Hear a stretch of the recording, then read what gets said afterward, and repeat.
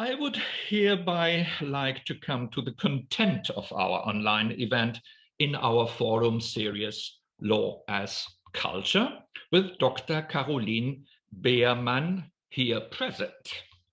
Dr. Behrmann is affiliate researcher at the Institute of Art History in Florence, Max Planck Institute, and she is currently fellow at our center.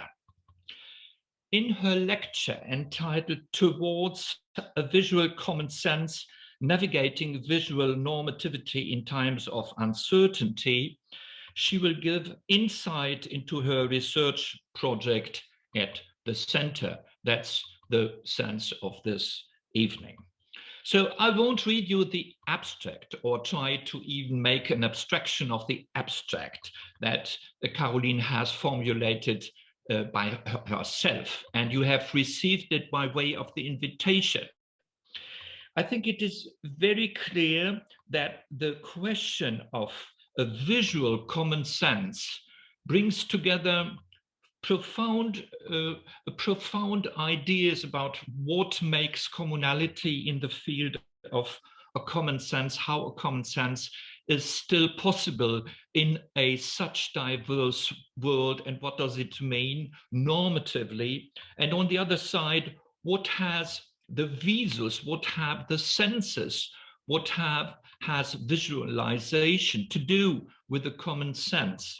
And may it be even possible that in all the tensions and conflicts we have in the world, that, so to say it in an old-fashioned way, that communication by way of icons or images might even have an advantage over textual interferences, intertextualities, if we take the text as a kind of wording. So your studies in Nomos and Iconos have exquisitely qualified you for such a topic.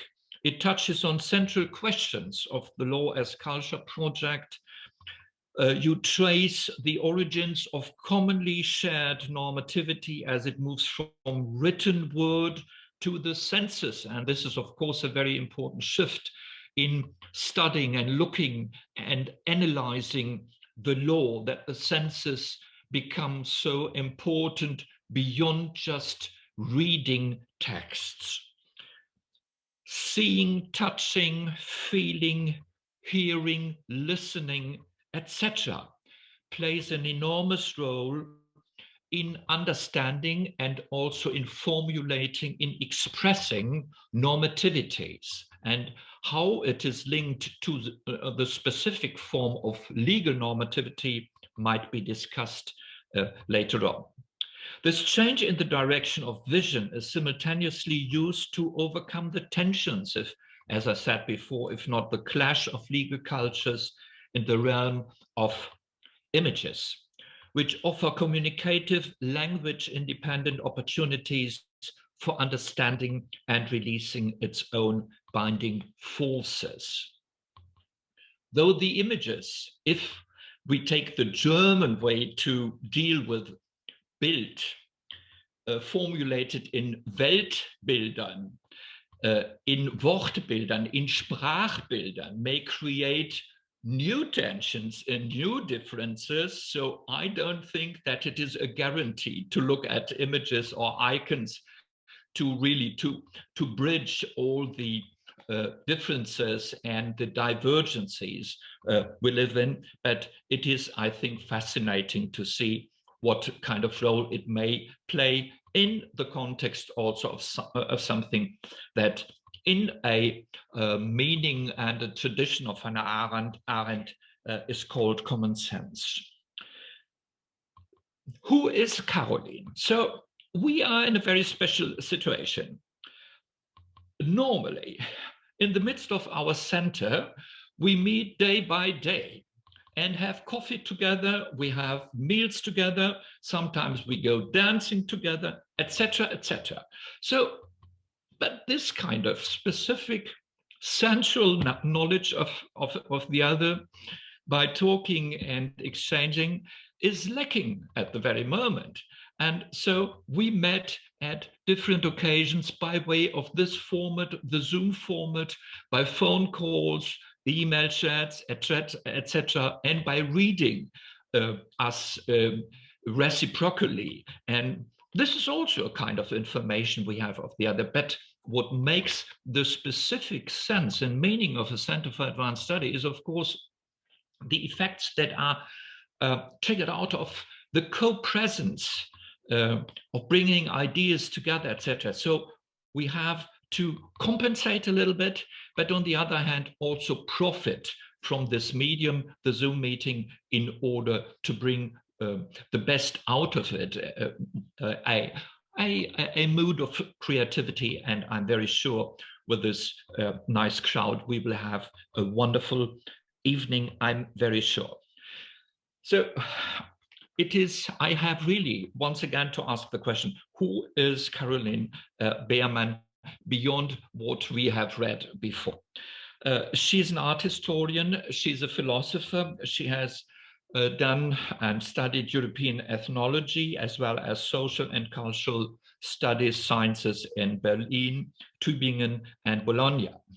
From 2005 to 2011, you have been a researcher at the Institute of Art and Image History at the Humboldt University in Berlin, where you came back during the last weeks, where you obtained your doctorate with a thesis on Tyrant and Martyr. Ich sage das mal lieber auf Deutsch. Das heißt Tyrann und Martyr.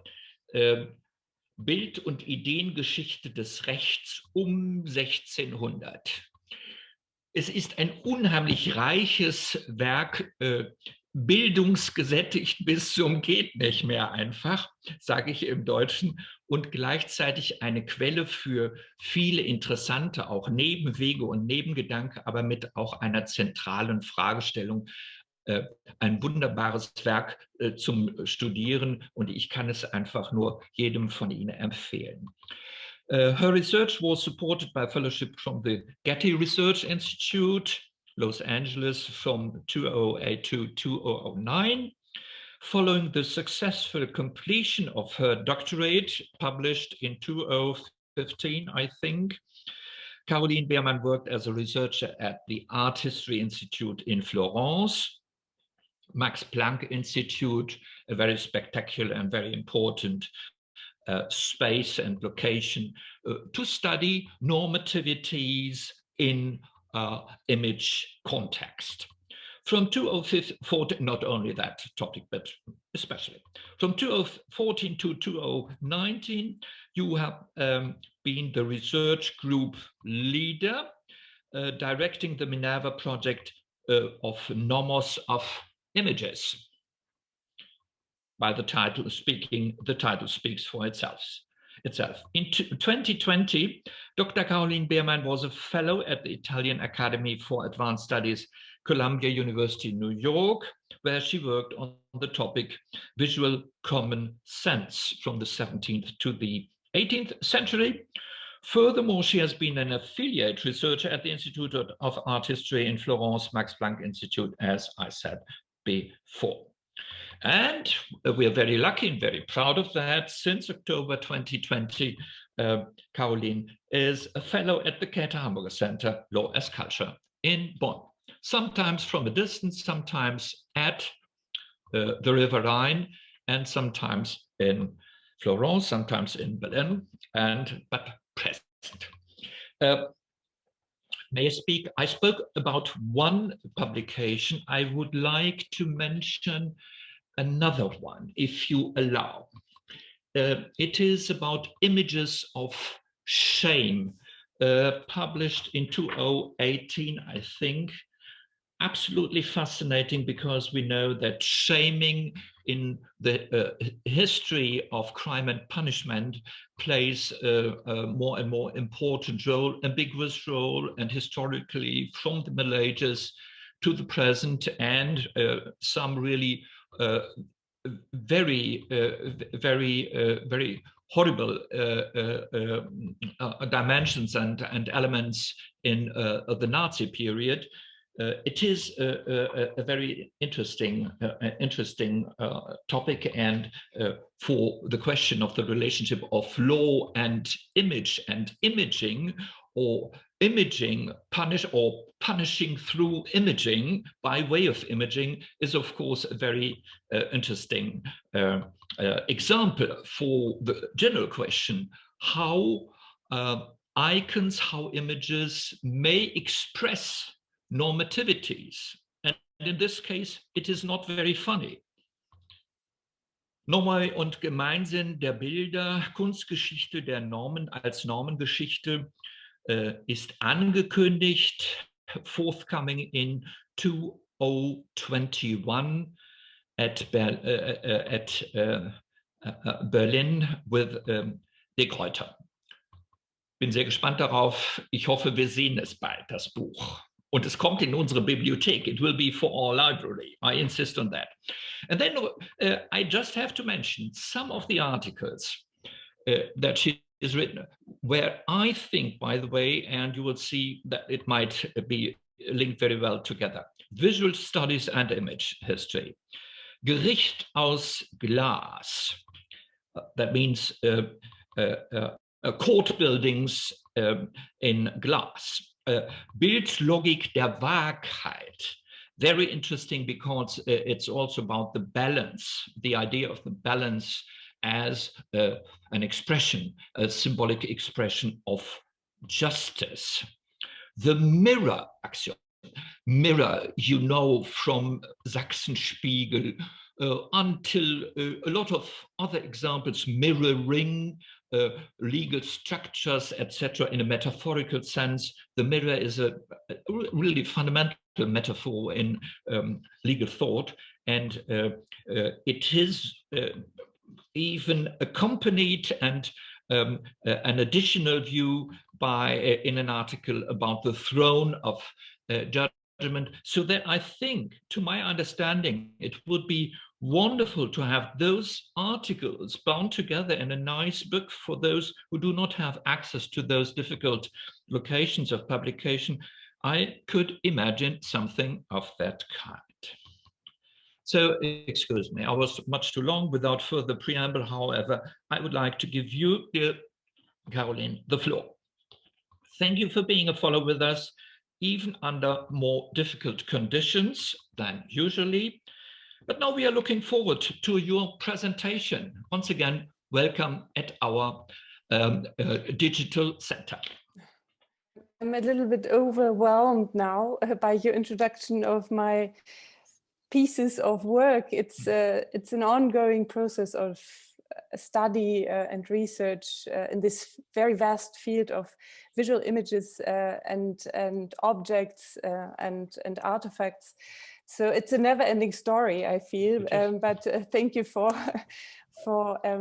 introducing that. But I want all of you thank the whole colleague all of you who make the colleague possible in these times that force us to separation and to these screens, and I have difficulties to see all of you, and I thank all of you to make that possible, and to make through these meetings and sharing of thoughts to make the colleague possible, which is I've been there in the empty rooms, and it was a little bit sad. And of course, as you said, Werner, so much happens in between rooms and in these occasional meetings. And I miss that a lot. And so I value that very much, that you listen now to what I'm going to present. And I hope you have critical questions, and also because the topic is quite open, it's not at all finished. It's not the thing I've done in New York. It became, during the last year, something completely different. So I'm presenting something also. I'm not going to talk about visuality and law in general. That would be also in presence of so many of you who've worked on the topic, not the right way, but I hope to open a few questions with this topic on the visual common sense. So I'm going to present some reflections of this visual common sense. I'm sharing now my PowerPoint that we can start. It is inspired by the larger frame of my project that is concerned with the role of visuality and imagination for the functioning of normative orders. As particularly last year has brought tremendous insights into the life of norms, the role of visual media has been changed due to an increased level of and need for visual communication. Web browsing, for example, has increased by 70% and social media use has increased by 61%. Everyone is, of course, we are also online sharing images, sharing thoughts through digital media. So the following reflections about the normative force of a visual common sense concern current events as well as a historical reflection upon the relationship between visuality, common sense, and norms. The idea to address this question of reflecting upon the visual common sense started with the critical reflections about visual cognition and the development of visual common sense reasoning. The progress in artificial intelligence to make deep learning technologies more human is astounding.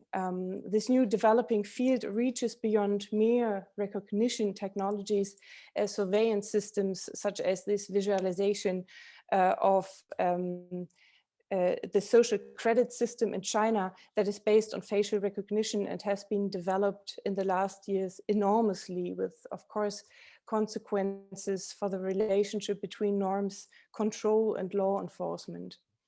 Human visual cognition involves a combination of visual perception as well as reasoning with various kinds of associated knowledge. For artificial vision systems, this task, and this is the point, this task is tremendously difficult. However, the expectation that machines can learn through visualization what is and how to react according to a common sense with all its operative consequences like surveillance strategies and penalization of social behavior has to be confronted with social, cultural, and political implications. So as I will discuss later on, the seemingly obvious common sense includes more than things common known. It means also those tacitly accepted within a collectivity, the consensus of a community, and also, to quote Pierre Bourdieu, the sense of community that is commonly shared sense of the world provides. To ask specifically about the visual common sense, considers the role of visual media that today seem to supersede the spoken and written word as primary form of communications. 1.8 billion photos are uploaded and shared every day.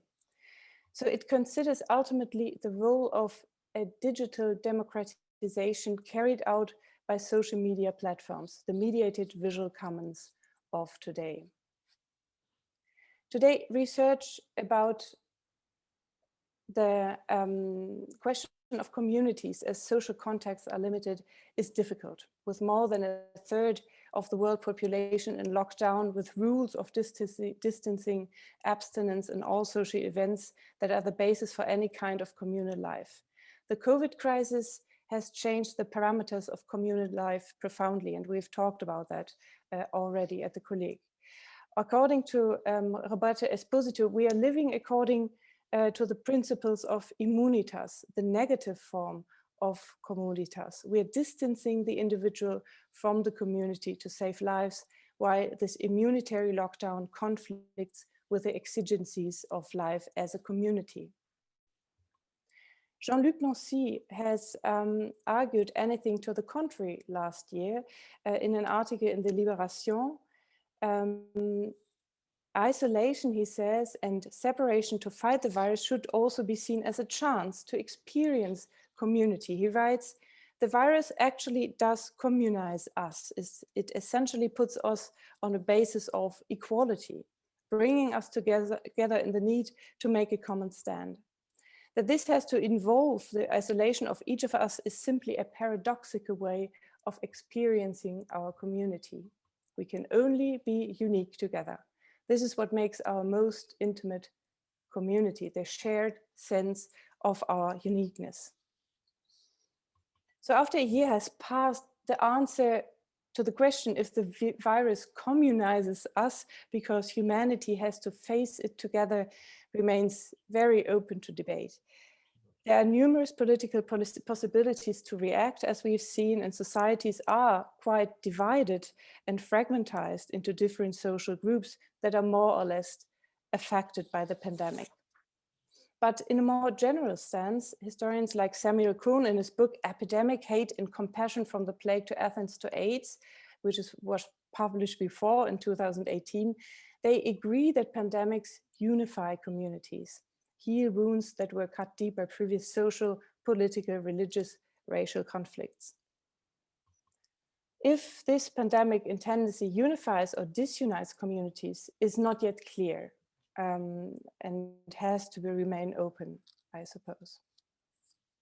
According to a special coverage of the pandemic's impact on political violence and protest trends around the world, this crisis is a catalyst for social disorder that is polarized between legitimate social demonstrations and hysteria or riots, as we have seen. The mapping project Armed Conflict Location and Event Data Project tracks the pandemic's impact on political violence and protest trends around the world. But also here, there seems no general pattern that links social disorder to the pandemic. Adam Gopnik in the New Yorker has called it last week, quote, an inherent ambivalence of pandemic psychology that shows a pluralism of human possibilities to react to the crisis. But even though there does not seem to be a general pattern, there's a general disconcertment about norms. It seems that their indeterminacy becomes more obvious, even perceptible. We realize that the meaning and application of norms are more contingent than stable. Many legal and political norms that are often norms of unusual significance are indeterminate norms. That means they need human agency and social structures such as society's political and legal regime or cultural understandings. They need interpreters that decide which meanings and which applications are politically and morally acceptable and which are not. In this sensible structure of the indeterminacy of certain norms, visualization plays a fundamental interpretative role in it. This indeterminacy of norms during uncertain pandemic times and the unpredictability of the change that is taking place have particularly become manifest during the fragile process of transition of power in the US. Videos and photos that show a somehow disoriented flag-waving mob roaming through the corridors of the Capitol, desecrating the venerable place, have alarmed democracy all over the world. One of the most disturbing facts about the Capitol riots has been probably that these acts were symbolically and performatively transgressive, breaching not only written laws and rules, but more so many social norms and boundaries that constitute social equity and cohesion and democratic order.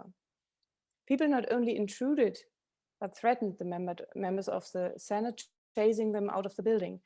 In this video you've seen right here, they are shown how they disrespectfully trample around the Capitol Rotunda, the traditional place in which the lying in state of honored citizens, as lastly Supreme Court Justice Ruth Bader Ginsburg, is solemnly celebrated.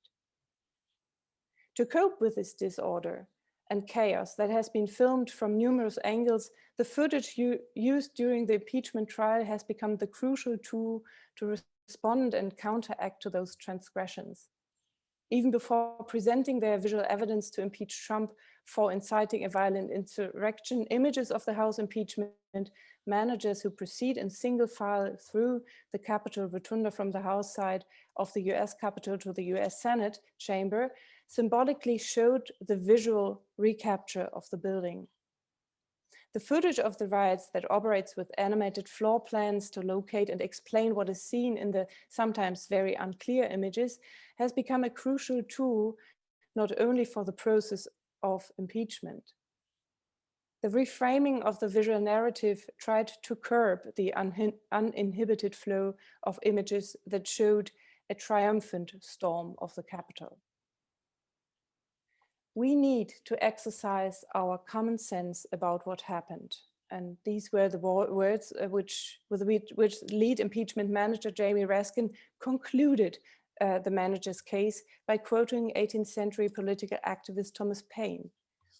Implicitly, he was also referring to Hannah Arendt's definition of common sense, which is not simply the ground upon which democratic politics should be formed. It is the capacity to judge as a member of a community, to transform pleasures and displeasures into thoughts that can be communicated to others. The recreation and reinforcement of common sense through public discourse and debate is for Hannah Arendt a critical goal of democracy and the main safeguard against what she termed the ideological thinking of totalitarianism. The inauguration ceremony for the new elected president and the images that were broadcasted shortly after the desecration of the Capitol have also been trying to restore visually the symbolic grid of democracy, appealing to the common sense that, especially in America, political thinking has influenced the idea of constitutional liberty since Paine's pamphlet of 1776. With images like these that show architectural order and symmetry, colored only with the national flags in red, white, and blue, that also show the state representatives watching the ceremony in a 1.5 meters distance to watch each other. And the National Mall that has been covered with a huge flag and hundreds of thousands single flags on the lawns between Capitol and the monumental column of the Washington Monument. Part of this restoration of the visual common sense have been also images like these that show a group of soldiers who were called to secure the transition of power, visiting the Capitol Dome. As a counter image to the selfies and videos of the frantic mob, a veteran in a wheelchair is shown how he explains the historical and symbolical value of the national monument. He's shown as one of the interpreters that are needed to bridge sensual perception to a deeper cultural understanding of national symbols, restoring the sacredness and dignity of the place. And his point towards the dome, the great dome, culminates here in the apotheosis of George Washington under the motto E pluribus unum. All this act of interpretation, of explaining what can be seen in these sacred spaces is meant to unify a community through direction their attention and shaping aesthetic experience. So I'm not going further into the complex history of constitutional monuments and their symbolic value. Of course, I point once again to the articles of the great volume Dynamics of Constitutional Cultures, edited by Werner Gebhardt and Jan Christoph Sundrup. What interests me here is another moment, the production of common sense that for the moment being could be called the sense that founds community. That is inextricably linked to visuality and the nomination of the visible, which is a borrowed expression by Michel Foucault. The uniformity of these soldiers that follow the interpreter's explanations through the different visual representations in the rotunda appear like the visual ersatz or substitution of images that before belonged to the act of inauguration, the representation of the American people that are on site to witness the oath of office of the new elected president, of the masses that come together on the lawns, normally on the National Mall, as representing the unity of the American people. Although the present and act of witnessing of a large group of people has become essential to any presidential inauguration, the Constitution is quite spare in its vision how the oath of office should take place. It is not only the making publicly visible, but a moment of mutual looking, of requiring the recognition of each other. In times of further development of visual mediatization, also the virtual and distance onlooker behind the screens has to be counted in this process of visualization. With the term visualization is not meant simply to make something visible, but to produce visuality, to make the processes of history perceptible, a process that has both perceptual and imaginary aspects, of course. The modality of visuality has changed radically and fundamentally during the course of the last year and affected also the visualization of the transition of power.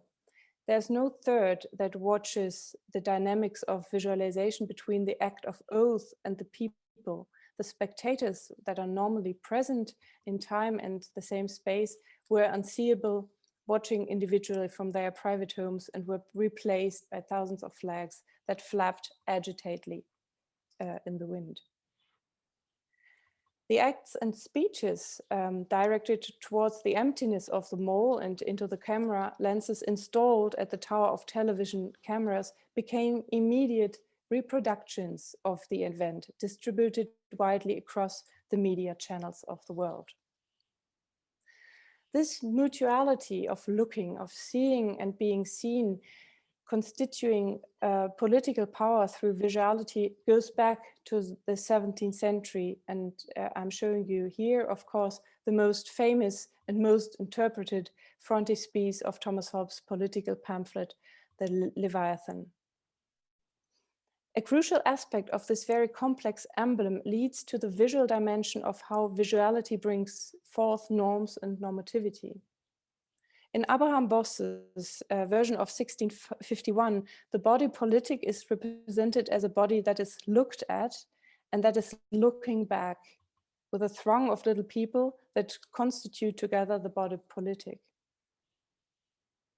All the heads turn towards the crowned head of the Leviathan with their back towards the onlooker of the frontispiece. Without further explanations of this iconic image of political power, let me only emphasize that the frontispiece has for the first time reflected upon not only the body politic and political representation, but upon the act of producing visuality. Together with Hobbes, the engraver Boss himself, who through his technical skills of production and reproduction of prints unhinges the visualization process, presents his imaginative work and complex interplay of perceptions as giving birth to the state. Hobbes' carefully constructed visual embodiment of the modern state has been rightly interpreted as imaginative companion of the written state theory, as Reinhard Brandt has called. He called it a paradigmatic execution of a sensualization of the words. Its visual persuasiveness that creates through a geometrical composition and different modalities of visual rhetorics a compelling image of an anonymous state sovereign has influenced the notion of state power deeply and found numerous variations that lead also up to the cult of personality in totalitarian regimes. But to understand the aspect of self-reflectivity of the printer's role in creating the imago of the political community and the normative force of visualization, it's worth to turn to two philosophers who, in opposition to Hobbes, have reflected upon the common sense and the role of images and cultural production. In his essay Sensus Communis, an essay on the freedom of wit and humor published in 1709, Anthony Ashley Cooper, 3rd Earl of Shaftesbury, enormously influential in the 18th century, criticizes the Leviathan's skepticism about human nature and the state. He proposes that irony and ridicule should be encouraged in the context of free speech for the important role they could play in remedying vice and disarming, quote, superstition and melancholy delusion. That is, in exposing the gap between what accords with the sensus communis and what actually exists. His common sense tribunal should be an organ of political critique. Like Thomas Hobbes, he has been inventing his own emblems for this text that visualize different parts of his essay. In this central oval here, he refers to a passage in which he describes how a native of Ethiopia witnesses the carnival in Paris or Venice and ponders the question of who would laugh with better reason at whom. We see here the figure of the Ethiopian who watches amused a dancing group of masked persons. It is not through language that he deciphers the for him unknown rituals, but through a series of evaluative looks and glances. Those strategies of looking and being looked at create a discursive network that functions through laughter and not through conversation. On the sides of the triptych, on the left and the right, mankind is being depicted as female figure painting the muses, musical instruments, and the natural world on the left. And on the right, you see a painter who depicts an armed warrior with his opponent lying on the ground before him. This latter description shows, of course, Hobbes' belligerent vision of humanity that sees nothing else than armed conflict. And Shaftesbury's version is on the left-hand side, the side of the arts and the muses. However, self-knowledge of Europeans, according to Shaftesbury, only arrives through the evaluative gaze of the other, the critical look from someone who comes from a completely different normative framework. Like Shaftesbury, also Giambattista Vico tried to understand the common sense from the perspective of cultural production. In his Principles of a New Science, first published in 1725, Giambattista Vico has described the common nature of all nations, and his definition of natural law embraces all tangible aspects of human society. The origins also the origins of religions, the customs, and the order.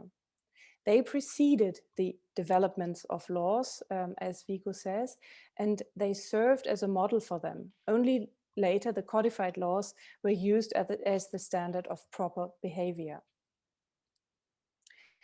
As you might well know, Vico visualizes the essence of this new science in the frontispiece on the right, Metaphysica, who stands kind of imbalanced on the sphaera of the world and contemplates ecstatically the eye of the Divina Providentia. The ray of light that emanates from its eyes is reflected on her harness down to Homer, the standing figure on the left, who as the first poet has written and reconstructed the earliest human worlds. He has here a pivotal position and does not seem to be aware of the heavenly lights, but he looks down on several things in front of him, such as a rudder, a broken ballast, a sword, a tablet with the alphabet on it, a money bag, and so on. So he is concentrating on the artifacts, the cultural products of the world. Vico says that the task of his new science is to comprehend the man-made world and activities through which the world is generated. One of Vico's basic problems consists in determining the principle and structure of human historicity.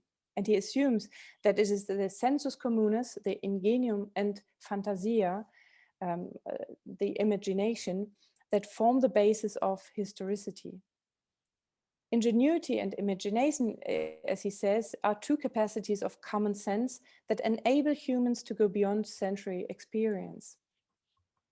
Poetic and pictorial inventions can connect things, and they are remote.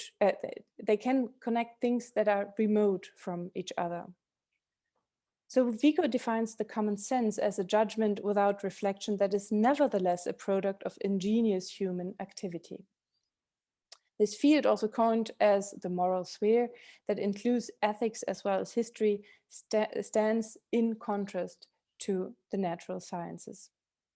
Vico emphasizes that we are able to know moral phenomena as we make and experience our making such phenomena. Vico has taken the anthropological and ethnological travel reports of his time as a fundament for his reflections upon extra-European civilizations. According to him, the first laws were born of the people and they were not written down. They preceded literary culture.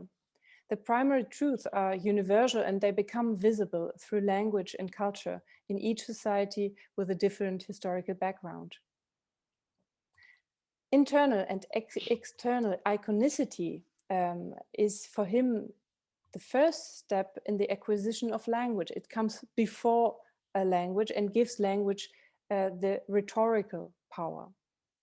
With internal iconicity, he refers to the brain's ability to present to itself images of sense perceptions or affective states as a sort of inner eye.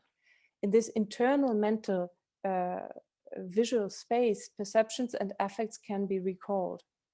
External iconicity means a space in which those perceptions are expressed and portrayed by means of representational forms. So this iconicity, he calls that, could be called a universal mental language. That means the power to arrest sense perceptions and signify them. So there's not much time to further develop these quite complicated concept of iconicity, but I want to point to one crucial warning about the inventive and imaginative relation of human with their reality.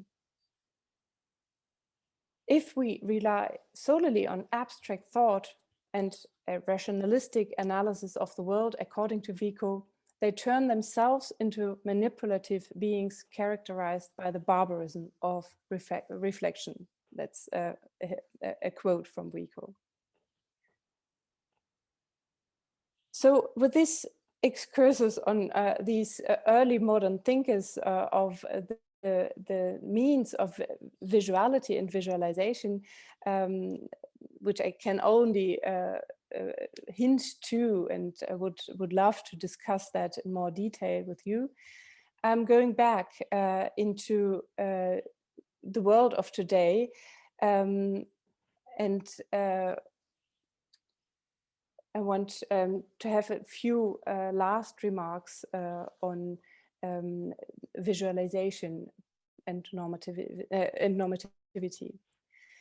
So the digitalized knowledge and electronic media that distribute images and create visuality from today's Leviathan, form today's Leviathan of the contemporary political and economical order. In the globally spread information ecosystem, visibility and visualization have become the tools for influence and control. This map reveals the global distribution of images and density of visual representations through the image host and photo community Flickr. There are numerous examples of these maps that show, of course, also how these networks, where these networks are centered. Considering the ubiquity of images and their distribution, the question of what is the imaginary foundation of this new kind of global community, how we describe and perceive that common sense that somehow holds it together, needs many ways to be answered. In times of growing virtual communities and the fact that digital democratization is carried out via social media platforms that define today's visual culture, we should ask about the mediated visual commons of today. We know that they are controlled by relatively few privileged actors that shape now how we engage in work and leisure, negotiate our identities even, or participate in politics. They filter and they determine what we can see and what we imagine is possible. Not only in these times of uncertainty, visual literacy and a critical reflection of the complexes of visuality, what is made visible and what is cut out, is a critical tool. We need to interpret and question the commonality of the flow of images, become visually literate, and use our visual common sense as to judge as a member of a community. A judgment based on perception and critical reflection that can be communicated in the end to others. Thank you very much for your attention. I'm looking forward to our talk, to our discussion. Thank you. Thank you very much, Carolin Behrmann, for this wonderful talk. bringing together traditions of looking at images, very current processes of imaging, as we have seen during the reconstruction of a democratic normative order in the States. This example is still in our eyes, so to say, and in our mind. I really appreciated this phase of re-sacralization, so to say, after a desacralization of those spaces through the symbolic means that American society for a long time has used for those occasions. That's the flag. Flag symbolism is a very key point of a key element in this process. And Candice knows what I'm speaking about, because a big chapter in my current book I'm writing is about community and the flag, and American community and the flag. So the flag, you have helped me to add a wonderful piece to this book, if I may cite you, and you will help me for that if you pass over, and I would be very happy for that, your manuscript. And going to Vico for including his vision of Scienza Nuova, the title of the new Center for Advanced Study that our good friend Maurizio Ferraris has erected in Torino. So there is really, there is a lot of things that were brought together in your fine and wonderful talk, and a lot of questions that will remain. So who would like to start with a question? I see that Peter Goodrich joined us meanwhile, as well as Daniel Zimmer and others. So who would like to start? As I have to run and teach, maybe I could just ask a yes, please. brief question that is hobbled not simply by the inadequacy of my intellect in comparison to Carolin's brilliance, but also by the fact that I arrived 15 minutes late. So maybe missed elements of the mellifluous disquisition and imaginative relay that preceded my arrival. So very briefly, my question is about a term that always worries me, and that Werner was using as well. That's the notion that everyone seems to pick up on from the day of the insurrection and from Biden's response, which is the notion that this is sacred space, that this is sanctified portals, that these are desecrated by the populace coming in. And it seems to me that while there are strong historical reasons for reiterating and recycling that language of the sacral and of the sacred, Agamben in one sense has done much to try and unpack that. And just in straightforward terms of political theology, the sheer irrationality of utilizing the deifying language of religious universalism, along with the flag and the delirium of nationality, doesn't seem to me necessarily to project towards the sort of profane and human use that one would want to make of the symbols, of the scientific evidence, of the Flickr maps, and so on. In other words,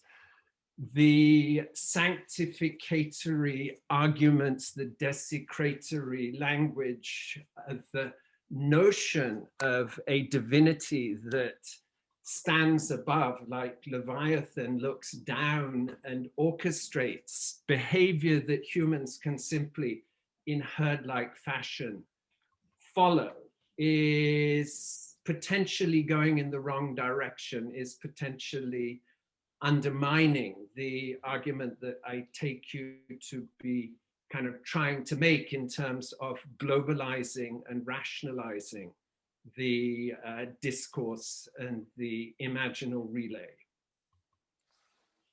And a delight, Carolin, to see you. Oh, thank you, Peter. No, of course, you're right. I have to admit, I was using a language which needs to be, you know, describing that as a desecration. I've thought about it when I wrote it. I said, when I read that, I assume people go with me with, you know, it should have been critically reflected and distanced to that discourse of, because of course this is the language of the media that used that tried to explain the grandeur of you know, and the importance of the capital without really explaining it, you know, without really reflecting upon it. So it's the use of, I apologize for that, for that language in that sense, because of course I know how to,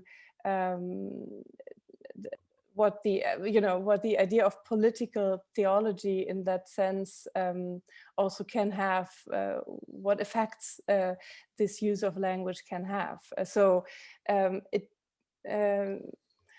yeah, it is but it's an important point to reflect further upon how we have become, how we used to look at democratic culture, especially in America. It's even more sacralized than, for example, in other countries. But I think we are often trying to use religious associations to describe something which we are setting, you know, as the highest orientation point for communities or for ordering communities. Dear Carolin, I'm not, and Peter, I do not agree at all.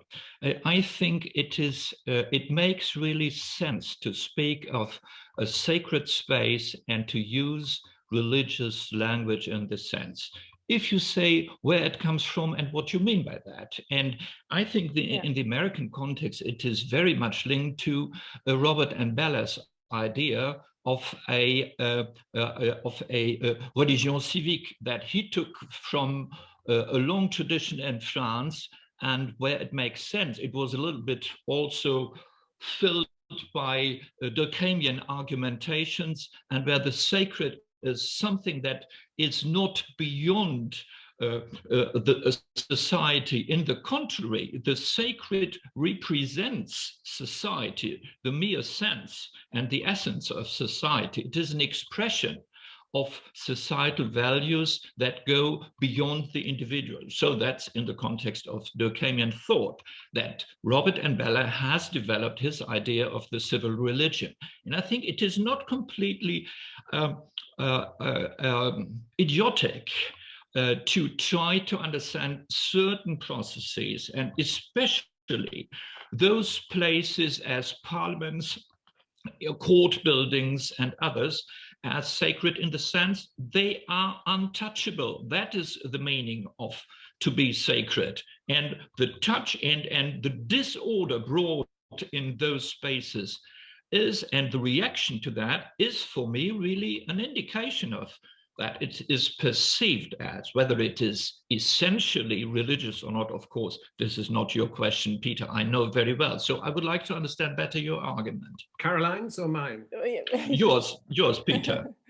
Oh yeah, no, I was criticizing you as well. I just think that the baggage and the conflation of church and state in the United States is one of the most significant factors. And so the slogan of patriotism and the flag is precisely what the MAGA-wearing rioters brought with them. So that you have not sort of an essentially univocal concept. You have an essentially slippery notion that is used across all sectors in a culture that wants to have crosses in the classrooms, that admits that religion is central to the political, and that you can't get elected without stating that you believe in God. And that's not the people as God. That's not some national social concept of democratic community. No, this is a wild and lunatic idea, and it can be so easily manipulated, both symbolically and discursively, that while I take your point that you can, of course, define what you mean, but I don't think, Werner, that even you, with that wonderful bow tie and silk scarf, are able to change the meaning of words 1 cubit by mere thought. So I think it is important. It's a very basic point.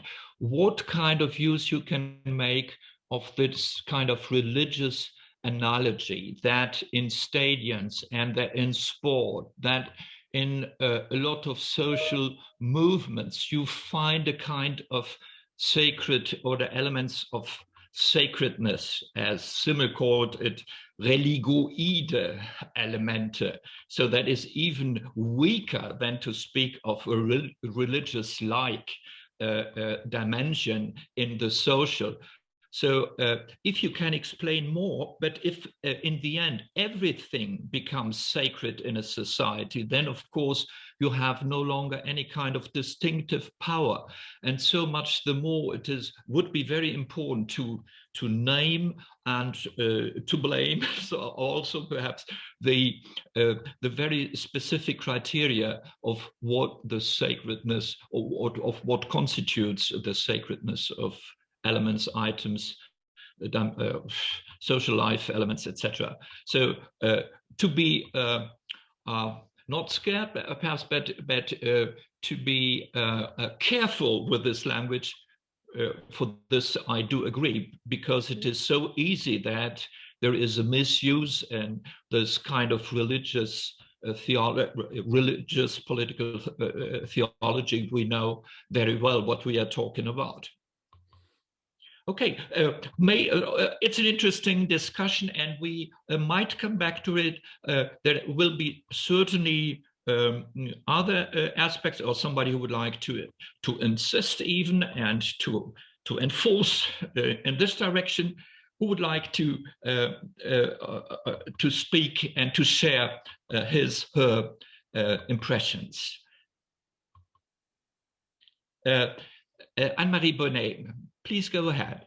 I might just say it was brilliant, and I am in deep respect for what you have done, and I'm very happy to see how the so-called build competence, the visual experience of artists and art of history, makes us capable of such a sharp analysis of what's going on now.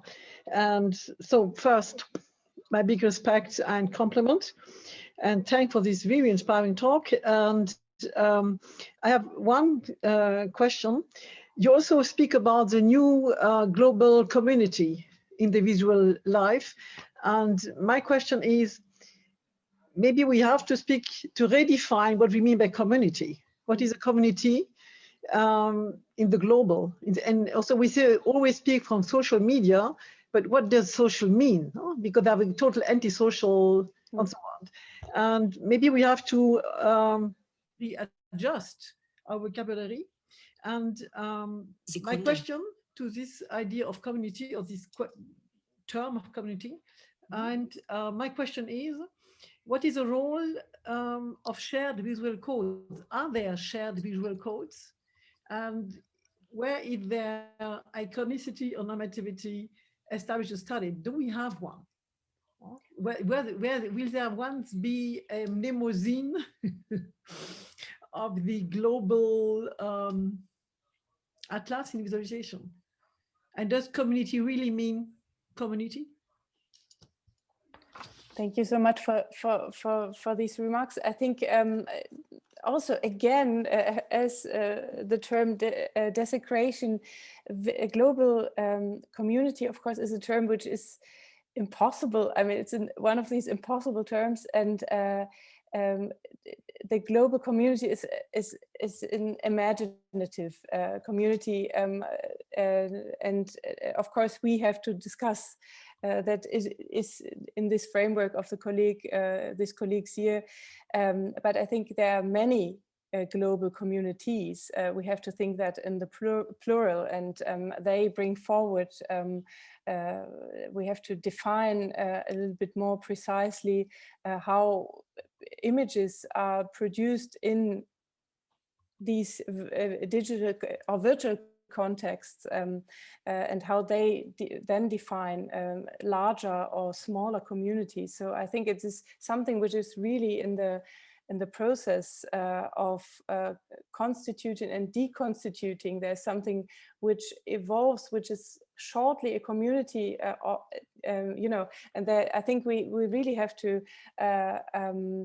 define communities as something in flux at the moment, much more than our idea of communities before, that are very bound to social context, to a historical context, and that is a concept that is evolving also. Then again, of course, we can detect larger communities using the same digital networks, also identifying themselves. For example, I have never been part of the Facebook community. We're thinking in communities, you know, and we are sharing their parts of our lives. So I think we can talk about bigger and communities that are normatively more relevant, for example, that produce more, that exchange more, and that are more becoming more also a Rechtsperson, a juridical person than others. So, but I think we have to take the large amount of different communities that are not anymore defined only through national and social factors as before. It's a very interesting point also in terms of the exchange of visuality, or the exchange of images, and then you ask about the memosine of a global community. Also there, I would say our cultural idea of communities has to be changed a little bit, because as I said before, I mean, we are exchanging memosine doesn't work in these historical terms Harburg has had in mind, like digital technology has changed so much of it, not everything, but a lot. But it would be very important to talk about this, how we communize through images, and then form something which has something to, which has an effect on our memory, or on our visual memory, on our cultural memory. I think this hasn't been discussed a lot. But maybe someone else has thoughts on that. But the question of memory, I think, is not much discussed, because we see everything in flux. You know, we see, Last comment. Yes, go ahead, Anne-Marie. You certainly know the series of little publications edited by Wolfgang Ulrich, Digitale Bildkulturen. Yeah. I was really very inspired by that book on selfies when I realized we take portrait, but we have selfies all over the world. But what a difference a face and a portrait is, maybe South Asia, Africa. So we all have faces, but it means something very different to be present there in this form. And we forget this, maybe. Or that's why I say with community and with shared codes. I think we are at the beginning of it, but to be conscious of this. And I thank you very much for this inspiration. So thank you again. And also just a little detail at the end. I had never realized how much Vico's Nuova Scienza is a modern version of Duras Melancholia, which I find very inspiring. So that's it. Thank you. Oh, interesting. Yeah, thank you. Important art historians comment, if I may say only one word to an example of a global image community. Remember the death of Diana Spencer and the mourning community that has been created. It went through images and of bursting out in tears. Not everybody, intellectuals in general, were a little bit more reluctant. But when I made just a course in my class, there were more than 200 students. Most of the girls, at least, burst out into tears. And there was a constitution of a mourning community by way through and provoked by images. And I think there is something of that kind. And another example would be the coding of Word or other media where you have no escape from codes that do exist in order to make a technology functional. That doesn't mean that you share also values, but in order to be able to use a certain technology, you must apply a certain code, otherwise you won't be able, etc. So there is a variety of at least global communities that are constituted by elements that make globalization, that is the condensation of communication and the spread of technologies. That is or to put it in another way, globalization is not in the sense that we speak about that, since Martin Albro, who was a fellow at our center, is only possible by way of media of communication. So there is a very close interrelation between the globalization theory and theory of media. So I just wanted to remind us this very close link. Who knows much more about this is Thomas Dreyer, and he's the next speaker. Please. Thank you. I'm not sure I know much more about it. And getting back to the capital, a remark rather more than a question, and I have no idea whether that remark will lead us anywhere. But given the binary system of the United States in general, like the good and the bad, the evil and the sacred, wouldn't it be useful, and speaking also in terms of communities, wouldn't it be useful to look at the whole events from the other perspective, not from the perspective of the Democrats and those duly elected, but from those who were storming the Capitol? Couldn't we say, and it's a question mark at the end of that sentence, couldn't we say that these people also looked at Capitol Hill as something sacred in the broader sense? First of all, they went there, not to any other building. Yeah. Second, what struck me more than those kind of vandalizing the building and trying to beat up Nancy Pelosi, remember, there were a couple of them who very safely, almost like the soldiers later on, were taking selfies of the cupola.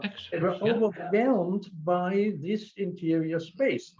And taken the religious background of most of these people, probably they saw themselves more in the position of Christ, storming the temple and cleaning it from those who had desecrated it. So the idea of the sacred desecration and resecration is totally inverse from the other side.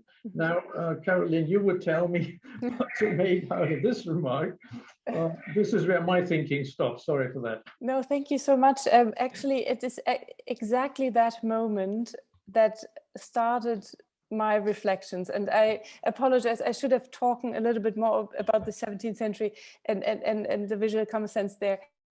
But I was so caught up with this moment where exactly the rioters came into the dome and the cupola and looked up, and in one of these videos you can see that, and looked up and said, "Boy, you know, I'm so in awe. What is that?"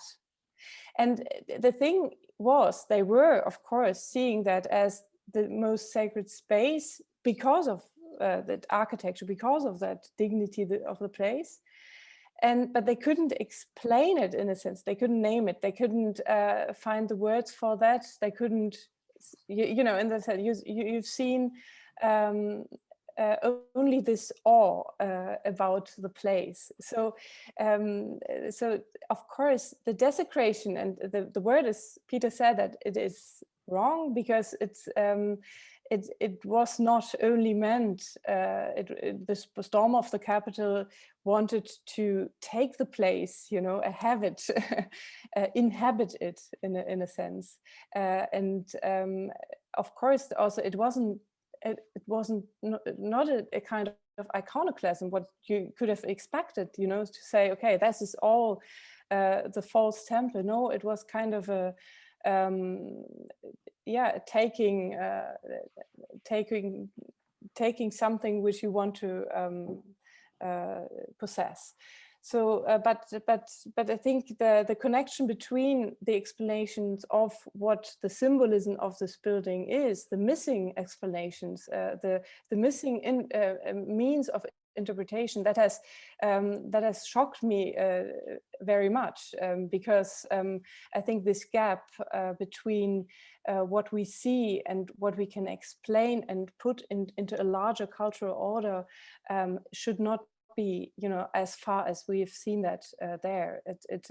It should, and I'm not only saying that affirm because I'm, but I think culture has this value that it is a means of you know, thinking about also order and politics, and not only affirmatively, but in a productive and creative way.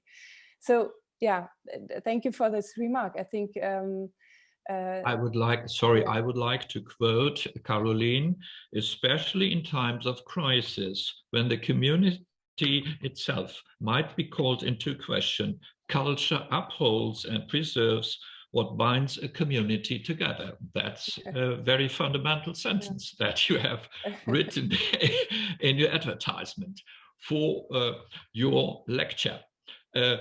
Next speaker could be, if he is still willing to do so, Daniel Zimmer. Thank you, I am.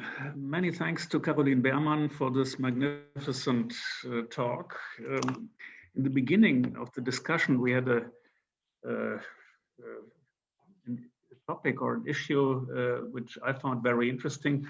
And this discussion touched, in my impression, on the question whether the use of pictures opens more room to manipulation, or the use of words. Mm-hmm. And in my impression, the use of pictures may be very powerful. We also talk about die Macht der Bilder.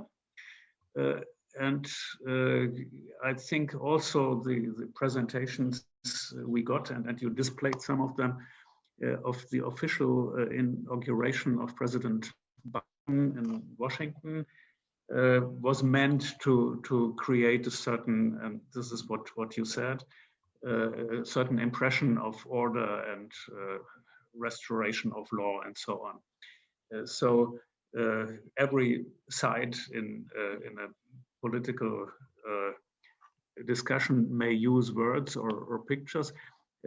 I would be very interested to learn more about research in the issue whether words or pictures can be more powerful. I think psychologists might have worked on that.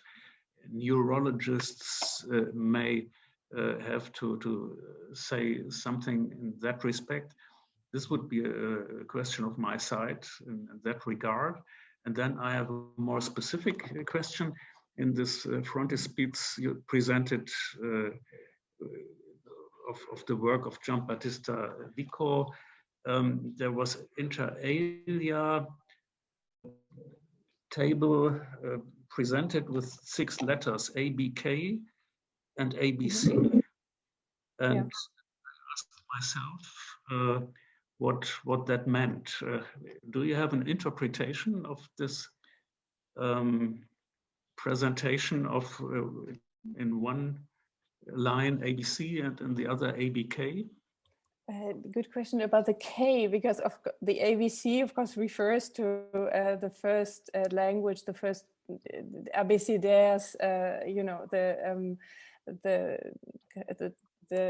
culture of language and so on, and writings. But K, actually have to, ich muss passen.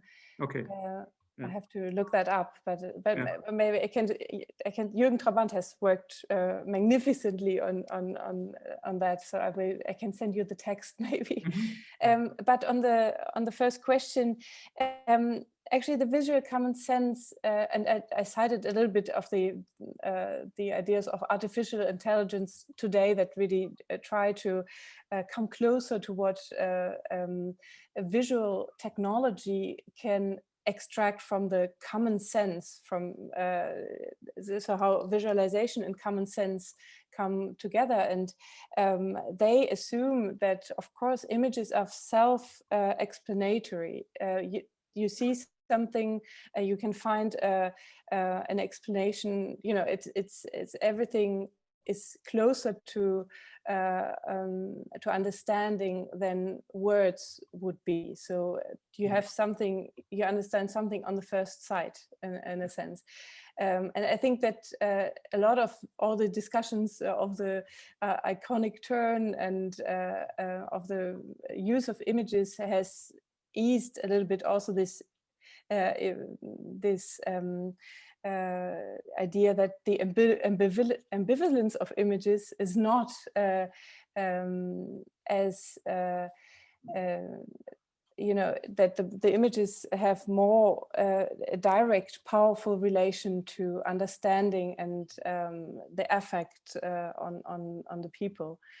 I would say, of course, there are many studies on this question that come closer, that try to also work on visual languages and visual literacy in particular, and it's a huge field of how we today, you know, interpret the power of images and its ambivalence. And I know there's a strong culture that says, of course, language is more direct, and but also we have the other side that says we can communicate much better through images. And also there's a lot of cultural differences that are you know, that are resolved in that sense, that you can communicate much better through images.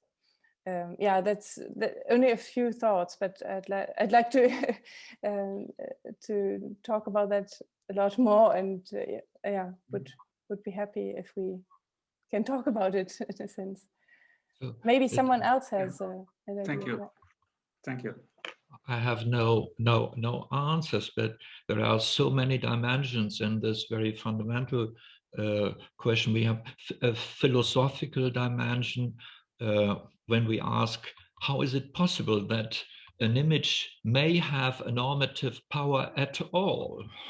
Because it is not saying you ought, you must. No, it doesn't say anything if they are not is not something inscribed in the image itself. So how is it possible that the simple fact of an image is telling us something? So we know it from traffic, we know it from pandemics, we know where there is a mask, and a figuration of a person where we see a mask has to be weared, otherwise you will have your penalties, and so on. So we have a more simple language in images, and we have a more difficult one. When Ferdinand Léger said, when he was in the trenches, here finally we found our common language. So what kind of language in images, etc. So I think, and the problem of what we really understand by language is a further one. I think it would be really interesting to see the interaction between those elements, and that was and has been the work of Peter Goodrich in his wonderful writings about Obita Picta and others. Where exactly the interrelation between image and a text is the moment where some kind of specific normativity is created. No answer at all. But of course, and I thought it is very important, Carolin, that you said that we have also images that are, so to say, embraced in the language itself, what we call Wortbilder. Rhetorics is impossible without using images or that evoke images, etc. So there is very, very close interaction between those two media or media spheres of communication, certainly. Who is making her next comment? I saw her. Bonjour Valérie, c'est bien que tu sois avec nous. We are very curious to listen to your comment and your question. Thank you. Thank you very much for a fascinating talk, and I'm so glad to see you at last via Zoom. It's really, there's so many things I wanted to ask, but just keep to 2 points. The first one is about the famous Bushman, Abid Warburg's example of a Bushman staring at Leonardo da Vinci's scene, and he would see only people eating without any cultural dimension. And I was wondering if your interrogation about missing means of interpretation could be well, also directed to, well, you mentioned that the sensus communis you're looking after is perceptual and visual. But there's something maybe I missed it, but in your understanding of the restoration of democracy's common sense and the sacredness of American symbols, what was missing to me was especially maybe how Arab media would have covered the event, because what has gone viral, that's what I followed after the riot, is how Arab social media compared the riots at the Capitol with their own Arab Springs, and the vocabulary about you know, uprising gestures, and for them it's a bit, you know, that's why I was talking about the Bushmen, is that they had no common sense at all. So how do you build a universal common sense? It doesn't make sense. I mean, Vico would have thought about it, but how do we do that when those images go viral, and especially in that case when they are viewed by other communities radically different in their way of understanding what is a uprising gesture, for instance. And the second point is about Bourdieu's understanding of what he coins as common aesthesis. I was wondering, I'm not sure, but I was wondering if it would be interesting to add that common sensus communis in the tradition of the understanding of sensus communis is a unification of all five senses, if I'm right. And what about today? Today, visual, as you showed that perfectly, visual common sense has taken such an enormous, has a stronger impact than any other sense. So Is there some balance to strike? For instance, you haven't mentioned, because it's not your topic, but hearing, but that would be interesting to maybe, and especially what I think someone just mentioned about neuroscientists. We know that now through mimicry, images that we see are, in fact, we are touching them with our eyes. So there's this haptic dimension that is so strong now. So what do you think about that? Could we build this idea of a common sense, not only visual, but like what Alain Berthaud says, perception. When you perceive something, you act directly. That's what neuroscientists have been able to demonstrate. That's what I wanted to say. Thank you, Valerie. I would love to spend more time and talk about it, but all the points, and I know what you're working on, and it's very fascinating. And as the idea of thinking about the common sense, of course, has something to do with thinking about the larger sensuality of normative orders and how they evolve. And I think you have made the great steps towards that, explaining that. And of course, I think you had 2-3 points. That first, the question about the understanding and virality of images that are of course in different cultures read in a different way, or that lack a common sense, that that are read in other contexts in a different way, which is an important point about the power of the negative power of images that has an effect, a visual effect on the one hand side, but needs explanations to be then again to be grasped by that what we call the common sense, in a sense. So your point is right, that I didn't talk about the affect images can produce, and the affect that also lead to misinterpretations, and also the failure of interpreting images, which is, of course, I didn't talk about that because the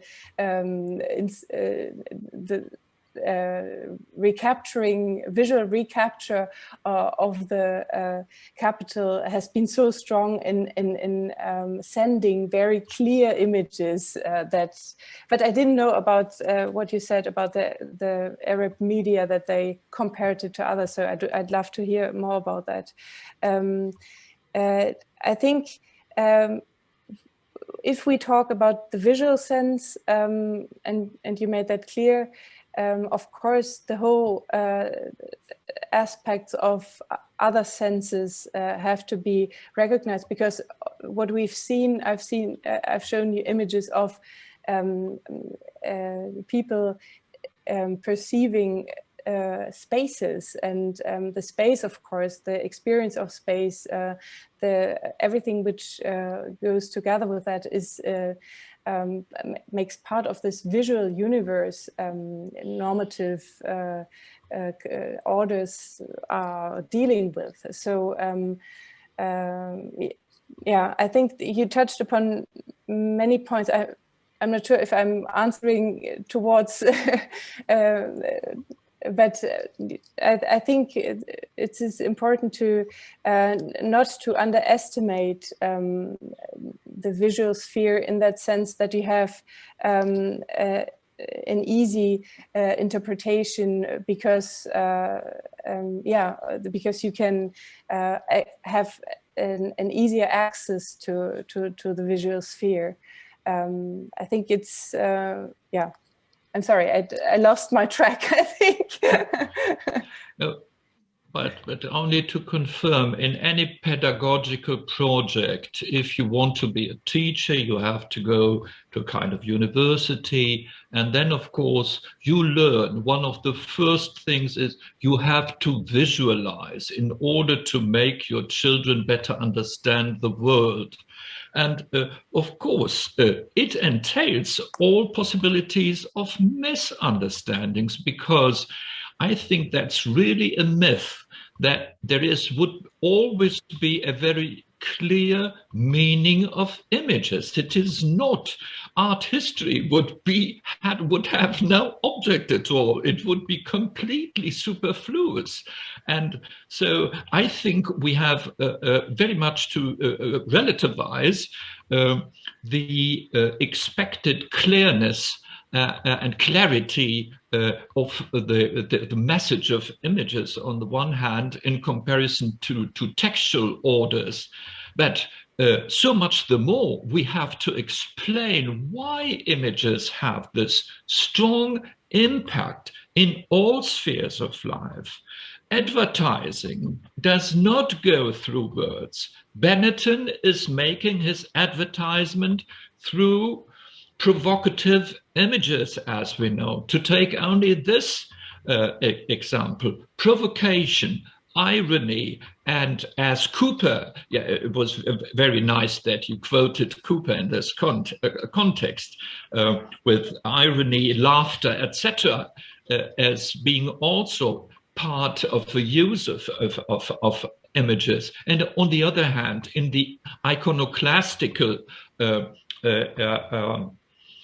direction of the talk about and the discourse about images. You touched it, I think, in a half of a sentence, but it is, of course, important. Why do some religions at least have this strong idea of iconoclastical prohibitions of making use of images? Just because there is a belief in the power of the image that is behind. But where in the end the power of the image comes from, that is still, for me at least, a completely open question. It's a miracle. It's a riddle for me. And could you help me a little bit, Carolin, to understand this better? Well, first of all, I think we have to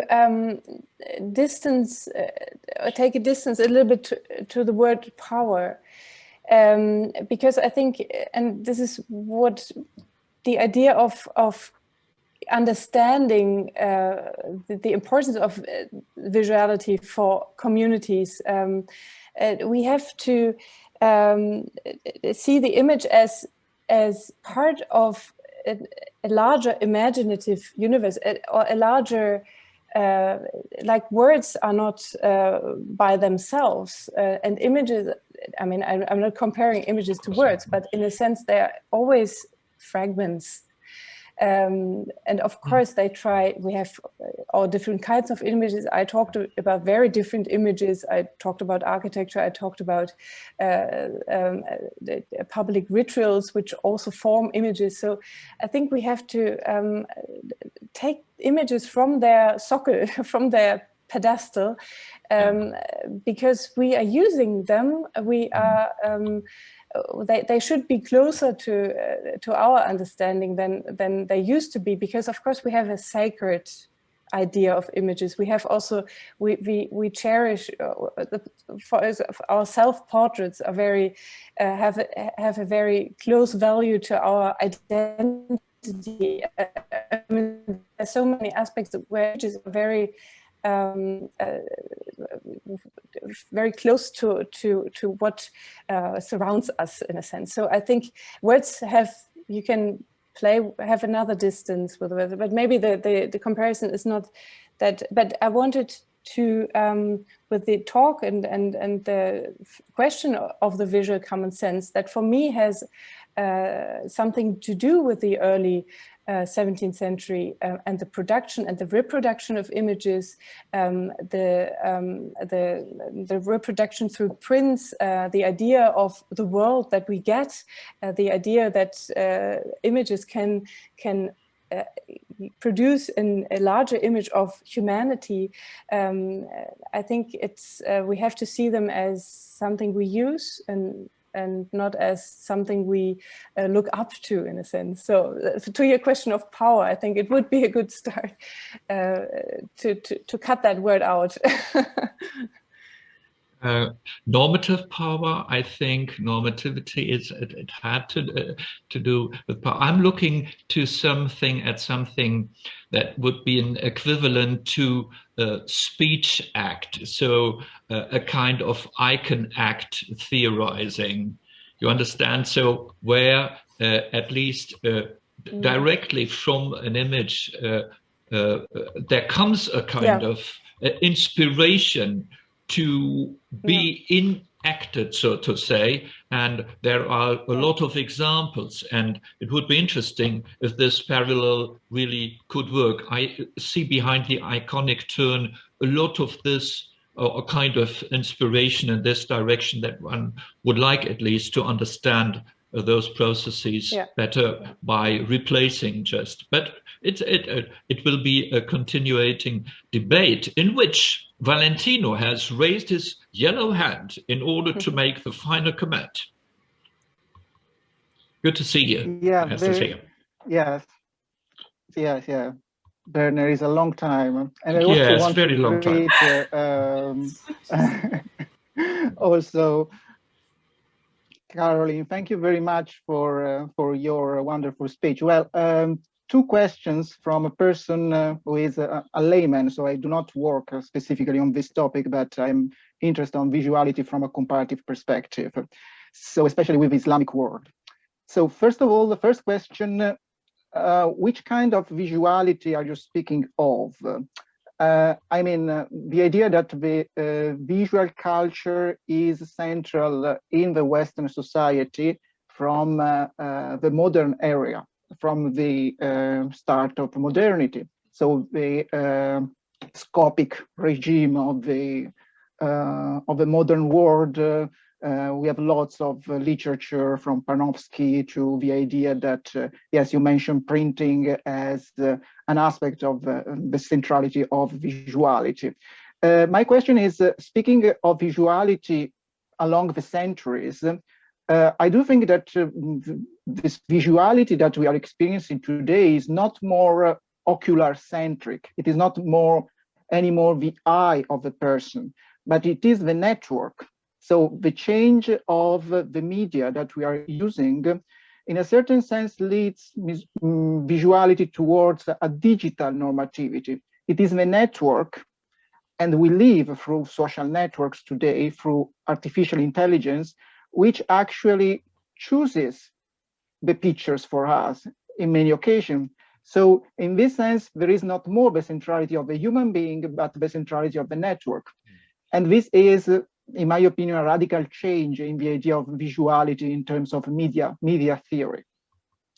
The second reflection goes more on a comparative perspective. So working on the Islamic world and the normativity in the Islamic world, I would say that visuality there does not have any relevance at all in terms of normativity. In which sense? In the sense that visuality itself, of course, we know comes from visus, and visus is the sight. And from visus, we have viso in Italian and visage on French. Well, in the Islamic world, there is the clear prohibition of representing the face. And this goes back to the idea that it is not the Quran itself as a text, as a visual text, the source of normativity, but it is the recitation of the Quran. Quran itself is reading, is reciting the text. So is the power of hearing again the word by God, which is the source of normativity. So when we speak, and you speak of a visual common sense, should I imply that it is a visual Western common sense, or these boundaries in a global society are changing also the normativity in other cultures? Because in a society, as I said, in a Muslim society where the face itself does not exist, so there is not the visus, and visuality does not play a strong role in the definition of normativity, then the boundaries of this common sense, this visual common sense, in my opinion, have to be redefined or specified in a certain sense. Thank you. Thank you very much, Valentino. Very much for these remarks. I think that points to my question mark. Actually, I put a question mark after my title, towards the visual common sense. The visual common sense is a question to me, and your questions, and I'm very thankful that you you mention a cultural comparative aspect, because of course it is a very Western tradition to visualize in that way. Also, I'm talking about print culture that visualizes the other cultures that are not dealing with images. They are making images of cultures that have never been used to make images. So I think the question is very crucial. The visual common sense is, and you mentioned, of course, digital technologies of today that overlap these former differences in visual cultures, in other cultures. That is interesting, how the tradition of visualization is now transformed through new technologies, in a sense. And if these new technologies form the basis for a visual culture that has not been accepted or been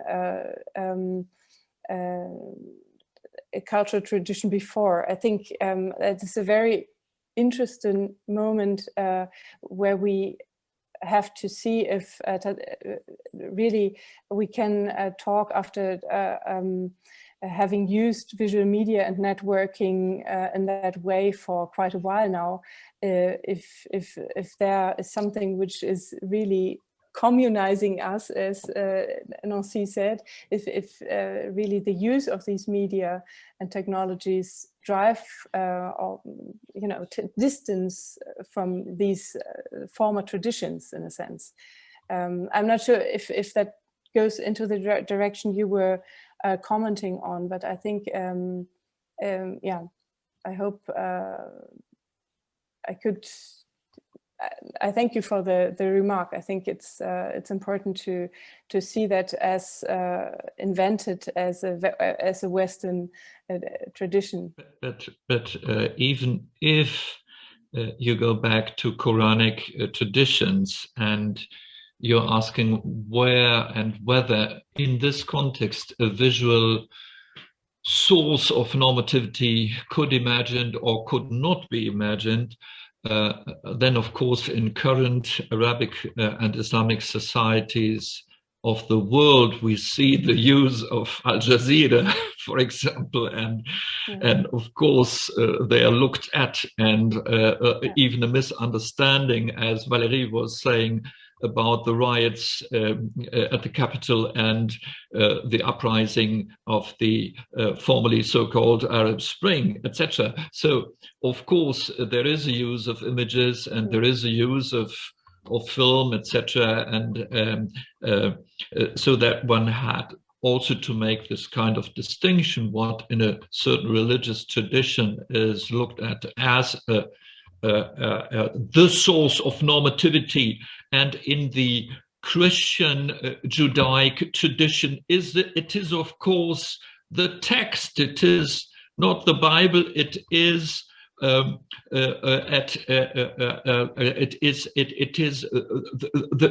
Decalogue, the Ten Commandments, simply written in or engraved in stone. That's the origin of normativity in this tradition, and this is not an image. That is the original source I would say. But we had then to talk about the concept of image, etc., a lot of further things. But I think we have not to throw out religious traditions, as Valentino rightly said. So this could mean in the end that even the use of images, in the interpretation of images, and the power or the force, if you don't like the word power, the force that you impute to images may depend on what we call in German, once again, in the imaginative world of Weltbild. I don't think that in English, do we also, Christoph and those and Niall Bond, do we also speak of Weltbild as the metaphor in English to make the difference between the world views?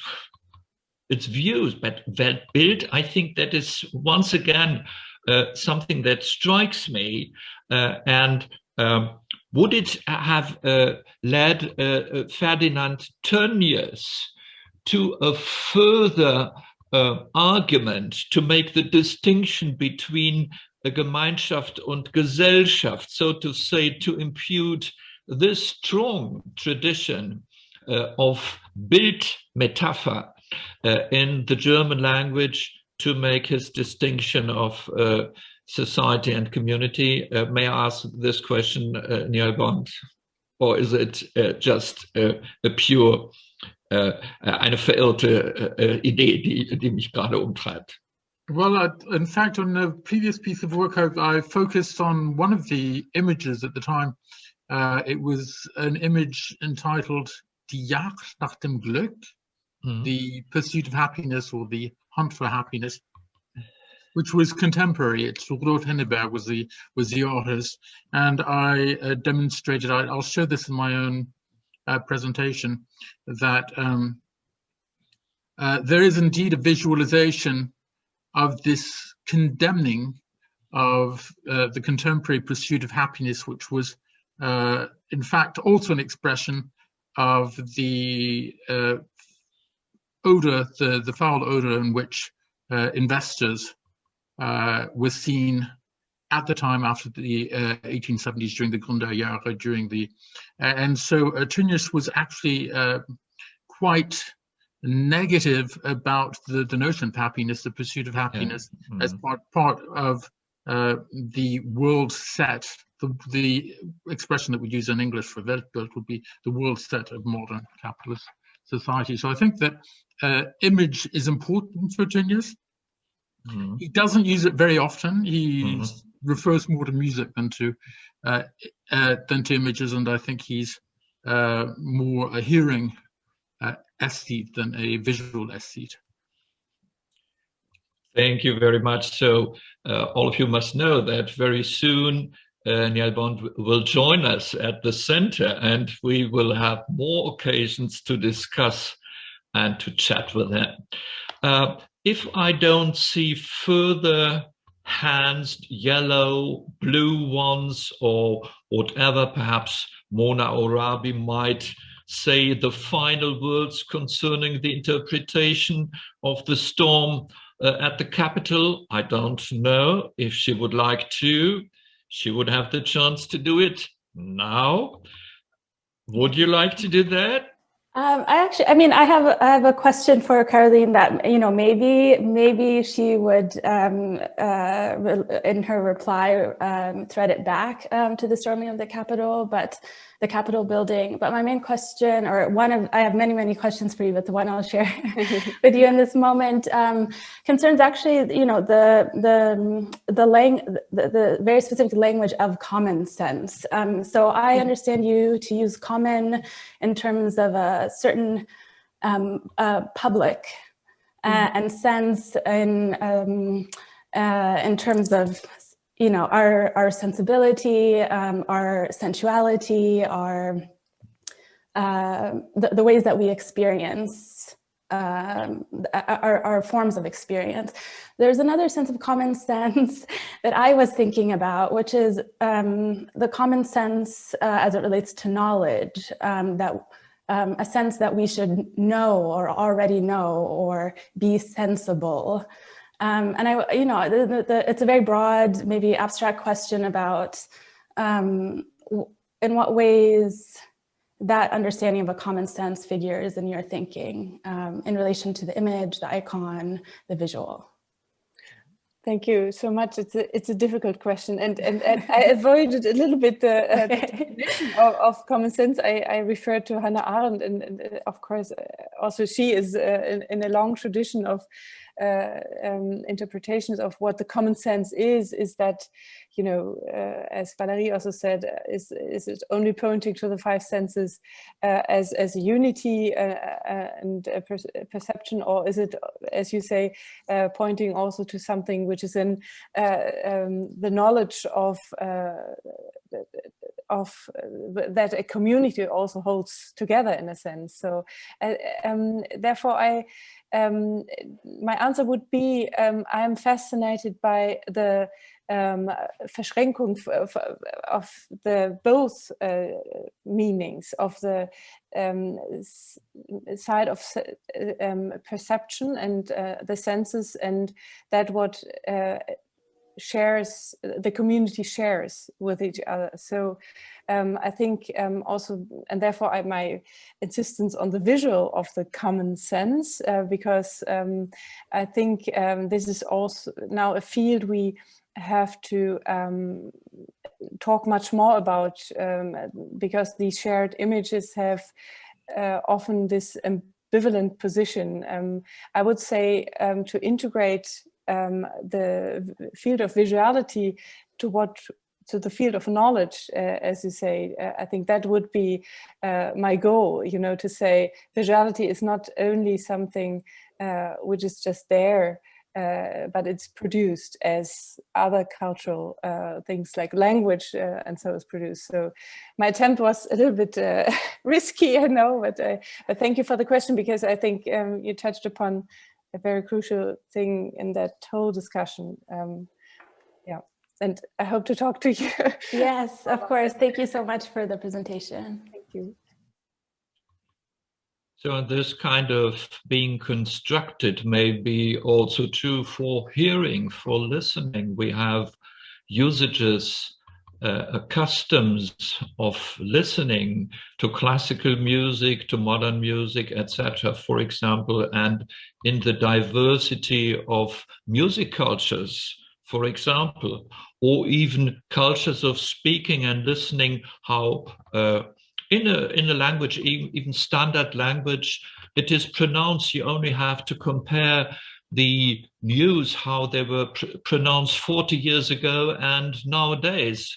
There is such a gap between those modes and even fashions to speak and also to listen and to use words by being spoken out. And so this is really very important, that we have to culturalize, in this sense at least, the anthropologically conceived senses that would be the same for everybody who is a human being, but it is coded by culture, as we know, and this also poses questions, problems, and also possibilities.